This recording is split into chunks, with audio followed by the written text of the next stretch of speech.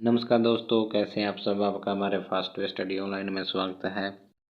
आज हम बात करेंगे नेशनल सिंबल ऑफ इंडिया के बारे में।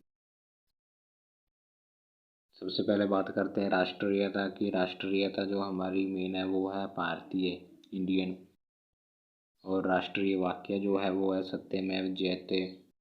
और जो हमारी राष्ट्रभाषा है वो राष्ट्रभाषा है हिंदी। और हिंदी एक राजभाषा है। भाषा राज्य के अर्थात सरकारी कार्यों के लिए उपयोग की जाती है।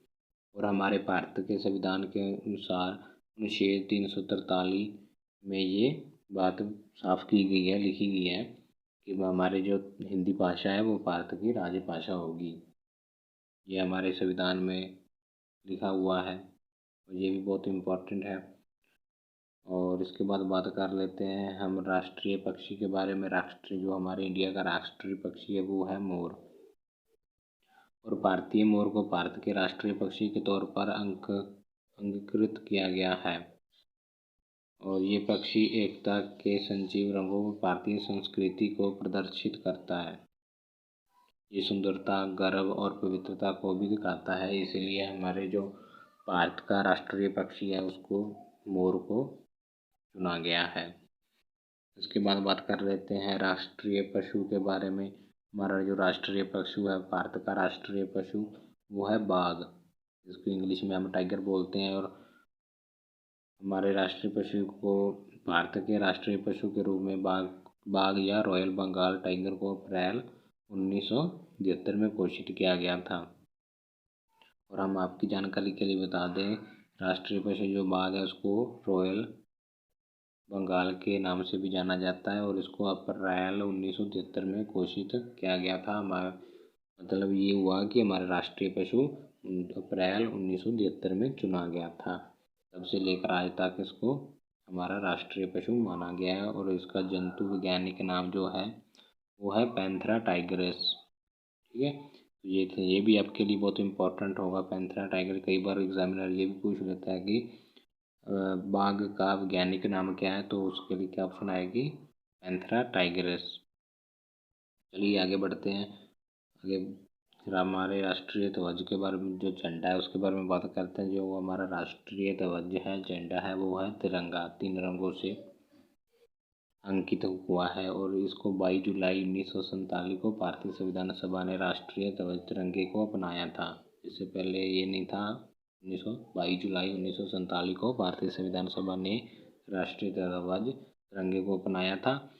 तिरंगे में समान अनुपात में केसरिया रंग सबसे ऊपर होता है, उसके बाद सफ़ेद होता है, और लास्ट में जो सबसे नीचे होता है वो हरे रंग को सफ़ेद पट्टियाँ होती हैं। ये 3 रंगों का है, केसरिया, सफ़ेद और हरे रंग का। और इसलिए हम 3 रंगों के होने के कारण ही भारत के राष्ट्रीय ध्वज को तिरंगा कहा जाता है। और अगर राष्ट्रीय पुष्प का मतलब होता है फूल, फ्लावर। हमारा जो राष्ट्रीय पुष्प है वो है कमल का फूल। और कमल का फूल जो है उसका वैज्ञानिक नाम है लियुम्बो न्यूसीफेरा। लियुम्बियो न्यूसीफेरा इसका वैज्ञानिक नाम है। और इसे आगे है भारत के राष्ट्रीय फूल के रूप में अंकित किया गया है। और ये हमारा जो भारतीय राष्ट्रीय को फूल होता है वो कमल का होता है। इसको माना गया है कि ये हमारा राष्ट्रीय फूल होगा। और इसके बारे में ये भी है कि ये फूल भारत के पारंपरिक मूल्यों और संस्कृति गर्व को प्रदर्शित करता है, इसीलिए इसको राष्ट्रीय फूल माना गया है।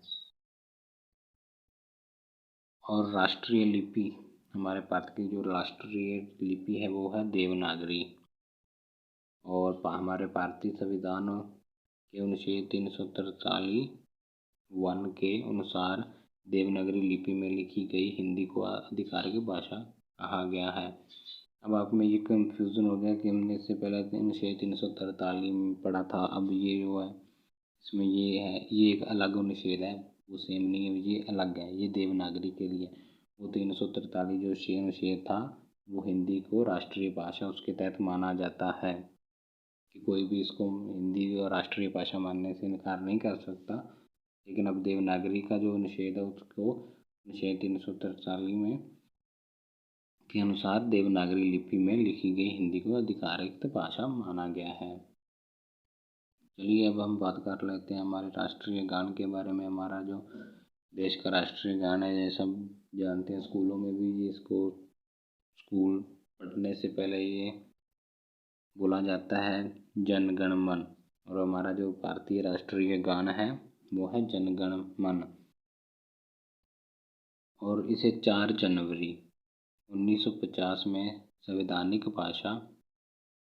संवैधानिक सभा द्वारा भारत के राष्ट्रगान जन गण मन को आधिकारिक रूप से अंगीकृत किया गया था। अब क्या गया था, हमारा जो राष्ट्रीय जन गण मन है इसको 4 जनवरी 1950 को बनाया गया था और इसको स्वीकार किया गया था कि ये जो जन गण मन है ये हमारा भारतीय का राष्ट्रीय गान होगा। और इसको लिखा था,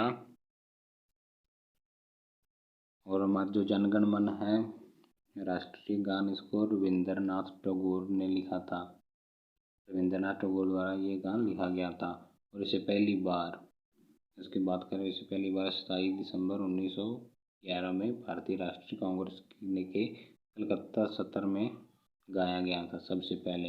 अब यहाँ से ये भी बहुत इम्पोर्टेंट क्वेश्चन बनता है कि सबसे पहले हमारे राष्ट्रीय गान जन गण मन को सबसे पहले कब गाया गया था। तो इसका आंसर ये होगा 27 दिसंबर 1911 में भारतीय राष्ट्रीय कांग्रेस के कलकत्ता सत्र में पहली बार गाया गया था। और अगर बात करें इसको गाने का जो समय लगता है, तो संपूर्ण गान को गाने में लगभग 52 सेकंड का समय लगता है। अगर इसको अच्छे से तरीके से गाया जाए तो इसमें 52 या 52 सेकंड का समय लगता है। और इसके बाद वो था राष्ट्रीय गान। अब ये राष्ट्रीय गीत, जो हमारा भारतीय का राष्ट्रीय गीत है वो है वंदे मातरम। और 1950 में वास्तविक वंदे मातरम की शुरुआत के 2 छंद को आधिकारिक रूप से भारत के राष्ट्रीय गीत के रूप में अंगीकृत किया गया था। 1950 में सबसे पहले इसको राष्ट्रीय गीत में अंगीकृत किया गया था। और इसके बाद बता दें कि इसको बंकिम चंद्र चटर्जी द्वारा बंगाली और संस्कृति में 1982 में उनके अपने उपन्यास आनंद मठ में लिखा गया था। जिसके जो लेखक हैं, जो हमारे राष्ट्रीय गीत है उसको लिखा था बंकिम चंद्र चटर्जी द्वारा बंगाली और संस्कृत भाषा में 1982 में लिखा गया। तो उसने एक उपन्यास लिखा था जिसका नाम था आनंद मठ में लिखा गया था। और इसे सबसे पहले कब गाया गया था तो बात कर लेते हैं। इसे सबसे पहले 1896 में भारतीय राष्ट्रीय कांग्रेस के राजनीतिक संदर्भ में रविंद्रनाथ टैगोर द्वारा गाया गया था।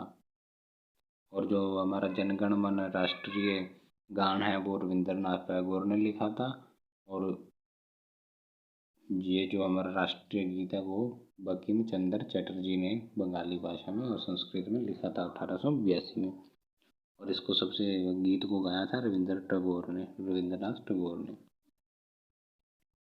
अब बात कर लेते हैं राष्ट्रीय चिन्ह के बारे में। हमारा जो भारतीय राष्ट्रीय चिन्ह है अशोक स्तंभ। अशोक स्तंभ मौर्य साम्राज्य के सम्राट अशोक द्वारा सारनाथ में बनवाए गए स्तंभ में लिया गया है। कहाँ से लिया गया है? जो अशोक स्तंभ है मौर्य साम्राज्य के सम्राट अशोक द्वारा सारनाथ में बनवाए गए स्तंभ में से लिया गया है। और इसे हमारा राष्ट्रीय चिन्ह कब माना गया? 26 जनवरी 1950 में इसे अंगीकृत किया गया था। कि अंगीकृत करने का मतलब है कि इसको अपनाया गया था हमारे राष्ट्रीय चिन्ह की रूप में।